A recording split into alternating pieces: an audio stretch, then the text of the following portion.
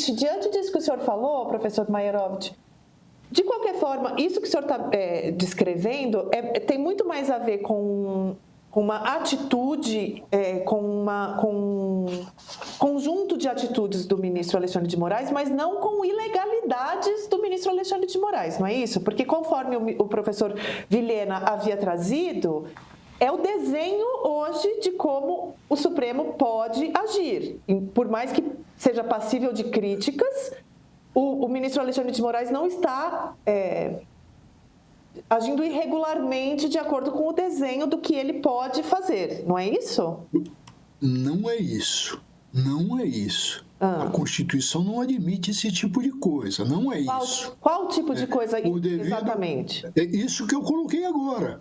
Essa atuação do Alexandre de Moraes como juiz de instrução, como juiz julgador. Agora, se eu examinar agora as medidas cautelares, são necessárias? São necessárias. Veja, todas as que foram impostas. Ele atuou com correção? Certamente, legalmente, sim. O problema, no entanto, é da legitimidade. O entendimento que o Supremo errou. Vão dizer, mas isso foi necessário. Então, tá bom, mas o Supremo cumpre Constituição, cumpre a lei. A partir do momento que o Supremo Tribunal Federal admitiu, atenção, inquérito judicial, errou. Esse erro está sendo benéfico ao Brasil? Tenho que admitir que sim. Mas a minha posição de operador de direito, de professor, de ex-magistrado, me incomoda isso. Por quê? Porque não precisava ser feito tudo isso. Ainda mais em se tratando de uma figura nefasta, de quinta categoria com Bolsonaro, que faz prova contra ele, que é golpista. Mas o Supremo não está legitimado, não, com data vênia do professor.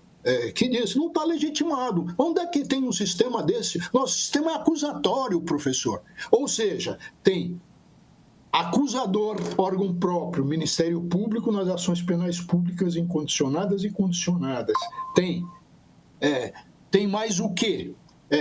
Tem mais a outra parte que tem ampla defesa.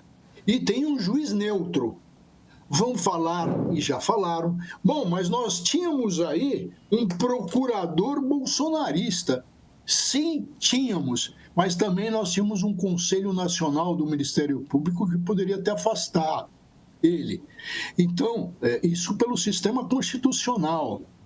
Agora, o Supremo entendeu que o nosso sistema inquisitorial, uma leitura enviesada da Constituição, absolutamente errada, como até a gente pegar vários votos antes de ministros que vão dizer que o nosso sistema é acusatório.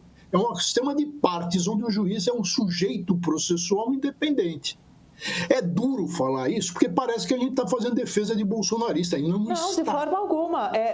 Ao contrário, eu acho super rico e importante. E o professor Renato Vieira também quer dar o seu parecer aqui sobre essa questão. Eu acho que é bem importante mesmo a gente... Agora, eu só preciso pontuar que o professor Oscar Vilhena havia... Eu precisei pontuar que o professor Oscar Vilhena havia proposto outra visão. O nosso canal é de debate e de troca de ideias mesmo. Professor, diga lá. Boa tarde, Flávia. Boa tarde, Léo. Boa tarde, professor Walter Maierovitch. Eu quero só, entrando no debate aqui, dizer da minha satisfação de ouvir esta opinião, particularmente, do professor Walter Maierovitch, porque nós não temos visto muito espaço de debate na imprensa para dizer exatamente o que o professor Maierovitch está dizendo. E aqui, além de eu fazer coro às preocupações do professor, eu quero lembrar que dentro desse contexto relativamente recente, de tudo que nós estamos descobrindo que foi feito por Bolsonaro e companhia, o ministro Alexandre de Moraes, em uma oportunidade já, decretou uma prisão cautelar de ofício. Do Mauro Cid. Uma das prisões preventivas foi decretada de ofício e isto é uma ilegalidade. O Código de Processo Penal não permite, por melhor que seja a intenção. E aí, especificamente nesse ponto que nós estamos tratando aqui, eu vi a decisão do ministro, vi o pedido de instauração desse inquérito que foi feito... Do Eduardo Bolsonaro. Deste inquérito, sim, do Eduardo Bolsonaro. O pedido do Dr. Paulo Gonet é de maio de 2025, então há uma investigação já muito documentada em curso. Mas como nós não temos a manifestação da Polícia Federal, o que nós temos é a manifestação do ministro, o ministro se reporta fidedignamente às cautelares que foram requeridas pela Procuradoria-Geral da República, que foram 3. Nós não conhecemos as manifestações da polícia. Imaginando que não tenha havido mais pedido de cautelar do que o que foi feito pela Procuradoria-Geral da República, o ministro se excedeu. Ele foi além do que a PGR pediu. Se nós verificarmos que a polícia pediu outras cautelares, além das que o Procurador-Geral da República pediu, é uma coisa. Se isso não tiver acontecido, há uma ilegalidade que, referendando essa decisão do ministro Moraes, a primeira turma pode enfrentar. Porque as cautelares pedidas pela Procuradoria-Geral da República foram monitoramento eletrônico, proibição de acesso à embaixada e proibição de contato com embaixadores. Não tem as redes sociais. O ministro Alexandre de Moraes foi além ao dizer de redes sociais e dizer de proibição de contato com investigados e réus, ainda que por interpostas pessoas.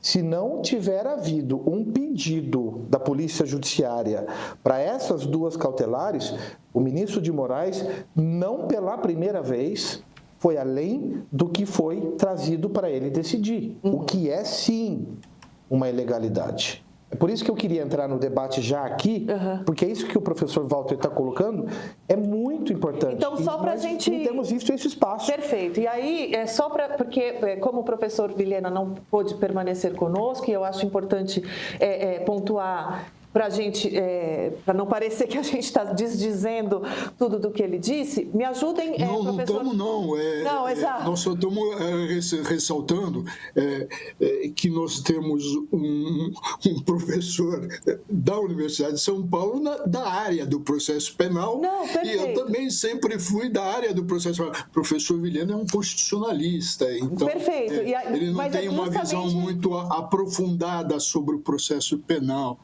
Justamente. E o professor que está colocando, professor Vieira, da Universidade de São Paulo, da onde eu saí, saí como bacharel, né? Evidentemente, muita honra, faz colocações assim de um processualista constitucionalista, porque a gente podia levar esse dardo mais à frente e perguntar se existe acariação entre imputados. Veja, entre réus. Quando existe a garantia, os franceses fazem isso, os alemães não fazem isso. E dizem que, olha, eles têm direito ao silêncio, isso é algo coercitivo. Mais do que isso, não pega mal, professor. Eu sou professor da Universidade de São Paulo, da tradição do Largo de São Francisco. Como o senhor vê uma audiência onde na primeira turma só estão 2 presentes, 2 magistrados presentes, o relator e o ministro Fux, os outros não estão dando bola. A gente sabe da importância, a gente fala aos alunos da importância de uma audiência, o verificar as reações dos envolvidos, das testemunhas, de repente isso foi feito na presença de 2. E mais do que isso, a gente está acostumado cartas precatórias, cartas rogatórias, cartas de ordem. Nós estamos... um outro juiz vai receber delegação. Mas, de repente, o que a gente assistiu agora há pouco? Eu não acho que é delegação, eu acho que se quebra o princípio do juiz natural, de se colocar um juiz auxiliar para presidir a audiência quando o titular não está nem em férias. Professor, está difícil nós que somos da área do processo principalmente porque a gente vê do outro lado uma necessidade nacional de preservação da Constituição, da democracia, e lá está golpistas do nível de Bolsonaro. Nós estamos diante de uma situação muito difícil, de fato. Eu sou crítico ao procedimento que o Supremo tem feito nesse assunto. Por premissa e de raiz, o meu ponto de vista é que deva haver uma punição severa, porque foi gravíssimo o que aconteceu, e essa tentativa agora que nós estamos discutindo, no meu modo de ver, é um segundo golpe de Estado, mas isso a gente fala em outro momento. Agora, a condução da ação penal propriamente, eu vejo muito problemática. Eu não sei a opinião do professor Walter Maierovitch, mas, para mim, um assunto dessa magnitude, inclusive pelo regimento do Supremo, eu não vejo como um assunto desta importância ser julgado por uma turma. Realmente, no meu sentir, isso deveria ser julgado pelo Pleno. Agora, especificamente do ponto da acariação também, o professor Walter sabe muito bem disso, e todos os processualistas sabem disso. A acariação, ela é vista como um procedimento de pequeníssima importância. Isso é fato, pequena importância, mas, admitindo a importância que ela tem, por qual razão a instrução processual correu de um jeito, com uma determinada publicidade, e especificamente este ato não? Qual a razão para isso? Se esse é um ato de instrução, como qualquer outro. Ela tem uma pequena importância, porque os dois lados podem dizer versões que são conflitantes, e isso vai ser valorado como qualquer outra prova. Mas aí também tem razão nesse ponto o professor Walter, pelo seguinte: nós estamos convivendo com essa ação penal, que eu espero que seja concluída rápido, com uma anomalia, porque ou todos os ministros participam da instrução, ou o relator participa da instrução.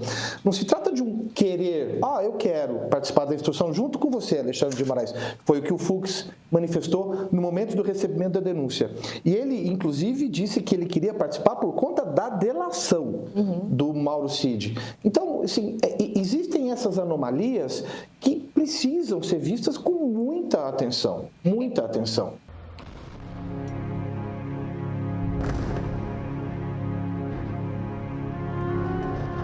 Essa guerra não começou agora.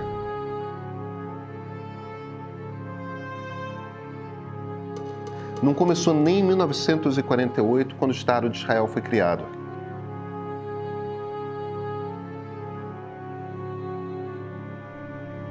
Esses são dois povos que já foram o mesmo e que habitam a mesma região há mais de 3.000 anos. Às vezes em paz, às vezes com atrito, às vezes em guerra.